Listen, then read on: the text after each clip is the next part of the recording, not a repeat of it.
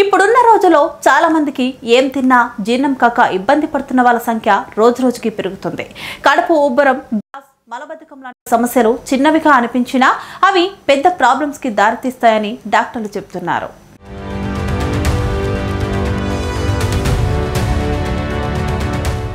కొంతమంది ఏం తిన్నా వెంటనే త్రేన్పులు వస్తాయి. కడుపు బెలూన్లా ఉబ్బిపోతుంది. చాలా బరువుగా అనిపిస్తుంది. దీంతో ఏ పనిపైన కాన్సంట్రేషన్ ఉండదు. ఇలాంటి సమస్యలు రావడం అంటే తిన్న ఆహారం సరిగ్గా జీర్ణం కావడం లేదన్నమాట. ఫలితంగా బాడీకి కావలసిన పోషకాలు అందవు. పైగా మలబద్ధకం పెరిగితే చివరికి ఫైల్స్ వరకు వచ్చే అవకాశం ఉందని నిపుణులు చెబుతున్నారు. సొల్యూషన్ ఏంటి? లైఫ్ స్టైల్ కొంచెం మార్చుకోవాలని చెప్తున్నారు వైద్యులు. ఉదయం లేవగానే గోరువెచ్చని నీటిలో కొద్దిగా నిమ్మరసం కలిపి తాగితే ఎంతో ఉపయోగం ఉంటుంది.